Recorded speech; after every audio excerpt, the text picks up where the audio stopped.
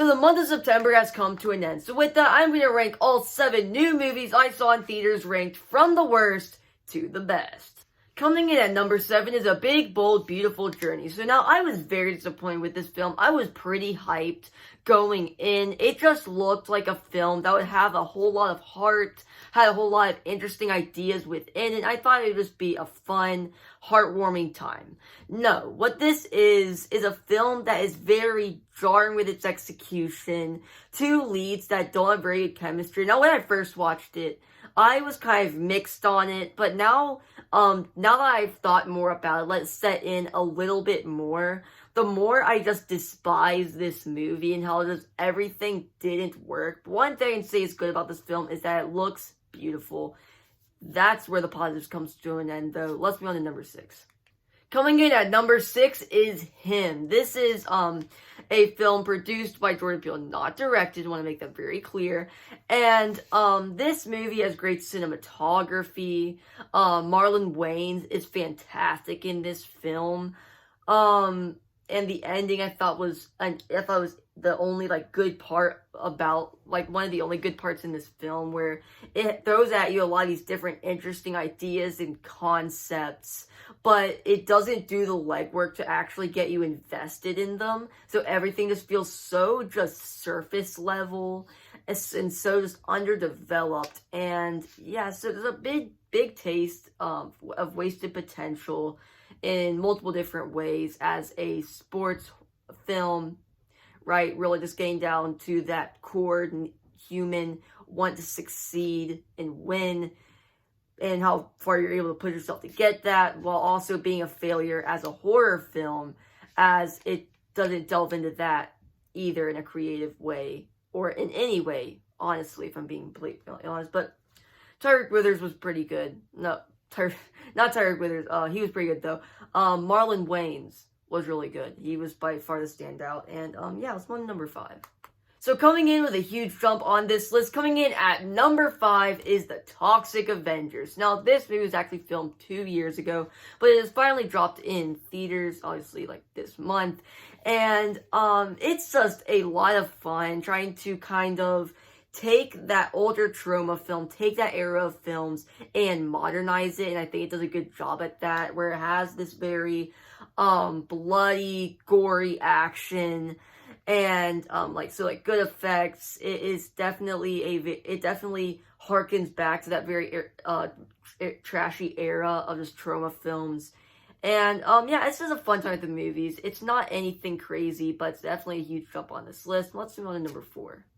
Coming in at number 4 is The Roses. And now this is another big jump on this list, where you have this really great dynamic with Olivia Colman and Benedict Cumberbatch, which they have kind of this ticking time bomb dynamic, as you see their relationship slowly strain little by little just throughout the film. So then by the time you get to the end, that ticking time bomb goes off and all hell breaks loose, and it just breaks out into this very wild, very spontaneous, very fun film, again, where you have that great dynamic throughout the entire film, seeing this relationship slowly strain apart. Then you have it completely breaking loose in this just really fun back and forth of who's going to keep the house, then maybe getting divorced, maybe not getting divorced. It's just a lot of fun. This is a really great comedy where you have a big absence of comedies in the theater. And yeah, not too much to add. Just a really good movie, all things considered. Coming in at number 3 is the newest Darren Aronofsky film, Caught Stealing. And now this film, in the trailer, it looked like it just had a very chaotic nature. It's this fun crime world film, but it goes far beyond that, as a film that goes to a lot of these very dark places within its story, within its main character, and plural main characters, but mainly centering around our main lead, played by Austin Butler, who has a lot of this emotional baggage while also trying to navigate this world he's basically poured into, and we kind of looking in through his view as someone who doesn't know at all what's going on, kind of from his perspective. And now I love how the camera just moves in this film, adding to the very chaotic nature of some scenes, but also it just kind of sits on some scenes and really lets you take it in. And it does have the very chaotic nature again, but it's also really good at those really dark places. one thing I also want to add about this film is that the world building. The world just feels so lived in as you learn more and more about these characters, their relationships with each other, and how all these different things are entwined in all these different places, and just the way the world looks in this film. It just feels very lived in, very built out. You're not just entering this random world for a little bit. This world feels very lived in. Like there is a story after you finish watching it and before you've watched it. And yeah, so that comes in at number 3. Let's go to our runner-up. Our runner-up is the newest PTA film, One Battle After Another. This is a truly incredible film where Paul Thomas Anderson really delves into the themes of rebellion and revolution, the double-edged sword of, yes, you're trying to achieve all those goals you believe to be good, but then you have the ugliness of that, which is what you're willing to do and the lengths you're willing to go to achieve those goals, while also deeply delving into the theme of the parent's legacy and how that gets passed on to the child, where after Leonardo DiCaprio's character has a child, he completely goes into father mode and tries to shape a whole different world for his child, but when the past comes knocking in the form of Sean Penn's character, all hell breaks loose, and it has a very chaotic nature in the way it's shot, in the way that everything happens, where you really feel like you're going on this very tense ride with the characters. That's also very heartfelt at its core, because you have Leonardo DiCaprio's character who, again, tried to shape a different world for his child, and is now trying to fight against those things that that in his past, in hopes that he can protect his child from that.